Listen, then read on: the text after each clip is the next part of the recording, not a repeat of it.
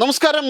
Gaza സമാധാന ശ്രമങ്ങൾക്കായി അമേരിക്കയെ സഹായിക്കുവാൻ പാകിസ്ഥാൻ ഒപ്പം കൂടി. പക്ഷേ വലിയ തിരിച്ചടിയായിരിക്കുകയാണ് പാകിസ്ഥാൻ്റെ ഈ ദൗത്യ ശ്രമം. അതായത് പാകിസ്ഥാനിലെ മത നേതൃത്വം, പാകിസ്ഥാനിലെ ഭീകരവാദി നേതൃത്വം ഇസ്രായേലിനൊപ്പം ഈ പദ്ധതിയിൽ പാകിസ്ഥാൻ പങ്കാളിയായാൽ തീർച്ചയായിട്ടും പാകിസ്ഥാനെ തിരിച്ചടിക്കും എന്നാണ് ഈ ഭീകരവാദികൾ പറഞ്ഞിരിക്കുന്നത്. അതിനിശ്ചിതമായ വിമർശനമാണ് ഭീകരവാദികൾ പാകിസ്ഥാന് നേരെ ഉയർത്തുന്നത്.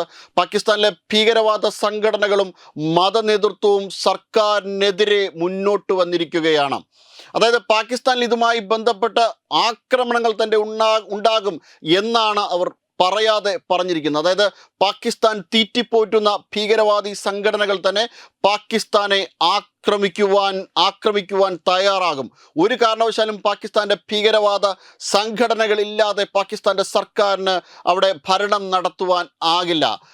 എന്തായാലും ലഷ്കർ ഇ തൊയ്ബയുടെ നേതാവ് തന്നെ ഈ അടുത്ത മീറ്റിങ്ങിൽ പറഞ്ഞത് പാകിസ്ഥാനിലെ ഭരണകൂടം ചതിയന്മാരാണ്. പാകിസ്ഥാൻ തന്നെ ഈ ഭീകരവാദ സംഘടനകളെ ചതിച്ചു.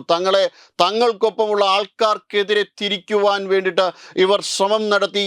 അതിനെ തെരികി താലിബാൻ പോലുള്ള സംഘടനകളെ ആക്രമിക്കുവാൻ വേണ്ടിയിട്ട് പറഞ്ഞു. അങ്ങനെ ഭീകരവാദ സംഘടനകളും പാകിസ്ഥാനും തമ്മിൽ ഇപ്പോൾ തന്നെ തെറ്റിയിരിക്കുന്ന സാഹചര്യമാണ്. ISIയും ഈ ഭീകരവാദ സംഘടനകളും തമ്മിൽ തെറ്റിയിരിക്കുന്ന സാഹചര്യത്തിലാണ് ഇപ്പോൾ ഇങ്ങനെയുള്ള ഒരു രീതിയിലുള്ള ഒരു പീസ് ഫോഴ്സുമായിട്ട് പാകിസ്ഥാൻ സഹകരിക്കാൻ തയ്യാറായത്.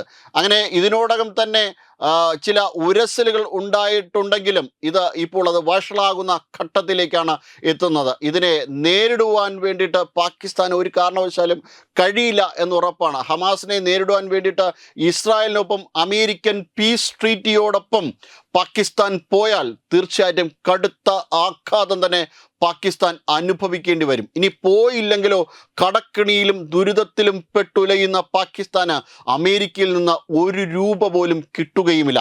പാകിസ്ഥാന് അമേരിക്കയെ പിണക്കാൻ കഴിയില്ല. അങ്ങനെയെങ്കിൽ നിലനിൽപ്പ് തന്നെ ഉണ്ടാകില്ല. ഇപ്പോൾ തന്നെ ഈ അടുത്ത സമയത്ത് ഇറാനെതിരെയുള്ള പ്രക്ഷോഭത്തിൽ അമേരിക്കയെ സഹായിക്കാൻ മുതിർന്നതാണ് പാകിസ്ഥാൻ. അതായത് പാകിസ്ഥാന് എന്തെങ്കിലും തരത്തിലുള്ള ഒരു സഹായം ലഭ്യമാക്കുവാൻ വേണ്ടിയിട്ട് ഇറാൻ ഒരു മുസ്ലിം രാജ്യമാണ് എന്നുള്ള കാര്യം പോലും പാകിസ്ഥാൻ മറക്കുവാൻ തയ്യാറായി. എന്നാൽ പാകിസ്ഥാന് ഇപ്പോൾ ഈ വിഷയത്തിൽ വലിയ കടുത്ത തിരിച്ചടി തന്നെയാണ്.